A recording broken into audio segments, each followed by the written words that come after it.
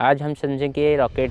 सबसे पहले हम उसका इतिहास जान लेते हैं, उसके बाद अभी के जनरेशन के रॉकेट के बारे में जानेंगे। तो इसका रॉकेट का इतिहास 12वीं सदी से 13वीं सदी के बीच लिखा जा चुका है।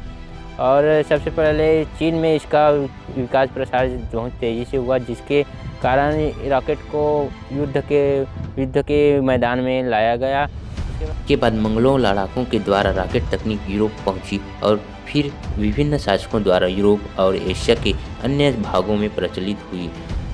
तब सन 1832 से सन 1792 के बीच की बात है, जब मैसूर के शासक थे टीपू सुल्तान। तो अब मैसूर कहाँ है? भारत के कर्नाटक प्रांत का सबसे बड़ा शहर है। यह प्रदेश राजधानी बेंगलुरु से लगभग 150 किलोमीटर दक्षिण के सीमा पर स्थित है। उस समय टीपू सुल्तान और अंग्रेजों के सेना के बीच युद्ध प्रारंभ हुआ। उस समय टीपू सुल्तान ने लोहे के बने रॉकेट का इस्तेमाल किया युद्ध में। तो लोहे के बने रॉकेट को देख अंग्रेज की सेना घबरा गए, जिससे टीपू सुल्तान की जीत हुई। उस दिन से अंग्रेजों सेना के रॉकेट का महत्व समझा जाना और उसी दिन से विश्व भर में रॉकेट का प्रचार शुरू हो गया। तो ये रहा इतिहास। अब अभी के जनरेशन के बारे में जानते हैं कि अभी के जनरेशन उस इतिहास में तो रॉकेट का इस्तेमाल सिर्फ मिसाइल के रूप में दुश्मनों को मारने के रूप में किया। तो अभी के जनरेशन में रॉकेट का इस्तेमाल अलग अलग रूपों में किया जा रहा है। तो वीडियो को बिना स्किप किए देखिए और समझिए कि रॉकेट का इस्तेमाल किस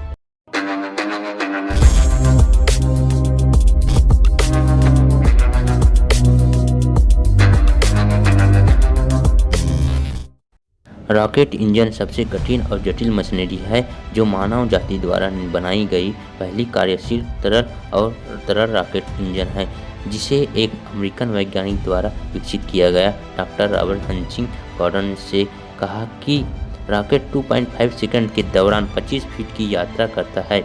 रॉकेट में 2 टैंक होते हैं, जो एक ऑक्सीकारक टैंक होता है और एक अन्य ईंधन टैंक है। ईंधन और ऑक्सीकारक यह अलग से इन 2 टैंकों में संग्रहित वे तरल के रूप में ईंधन और ऑक्सीडाइजर के संयोग को तरल प्रणोदक रॉकेट में प्रणोदक कहा जाता है। ईंधन के रूप में ईंधन और ऑक्सीकारक काला, तो इन रॉकेट को तरल प्रणोदक रॉकेट कहा जाता है। कक्षक के लिए ऑक्सीडाइजर और ईंधन पंप करने के लिए 2 टार्बो पंप से जोड़ा जाता है।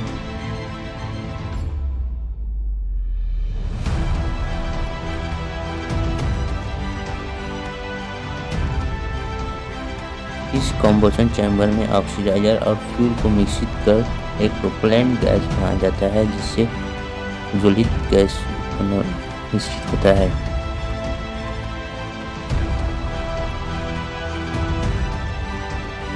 में एक फ्यूल इंजेक्टर यानी ईंधन इंजेक्टर और तरल ईंधन और ऑक्सीकारक मिश्रण की छोटी बूंदों में परिवर्तित करें कि दहन कक्ष के अंदर स्प्रे किया जाता है।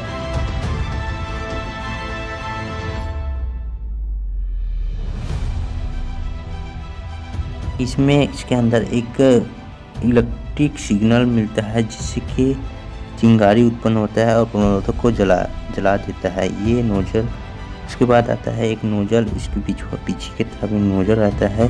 इसका उपयोग दहन गैस के विस्तार और तेज के लिए किया जाता है। चलो, इस नोजल का उपयोग इसी प्रकार करते हैं, जो तेज गति से निकलने वाली गैस के विस्तार को चलाने के लिए इस नोजल का उपयोग किया जाता है। इसी के जरिए गैस बाहर की ओर प्रेषित होता है। कार्यविधि को समझते हैं। अभी इसका कार्य ये तो हुआ, रॉकेट का जो पार्ट है, जो अंग है, उसके बारे में बताइए। अब इसका कार्यविधि किस तरह के कार्य करता है, कैसे करता है, वो उसके बारे में देखिए। इसकी कार्यविधि को समझते हैं।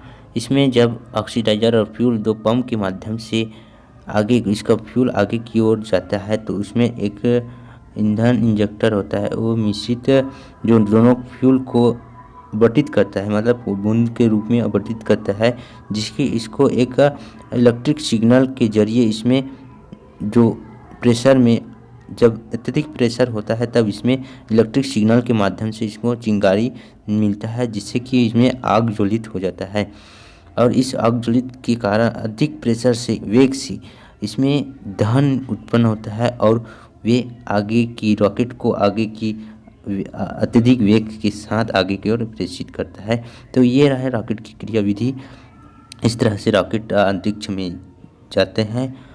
अब आगे की समझेंगे कि अंतरिक्ष में जाने के बाद सैटेलाइट को किस तरह से छोड़ा जाता है, किस तरह से लॉन्च किया जा सकता है। तो वीडियो के बिना स्किप किए देखते रहिए और समझिए कि देखो अंतरिक्ष में वायु की उपस्थिति न होने के कारण इसमें ऑक्सीडाइजर ले जाएगा।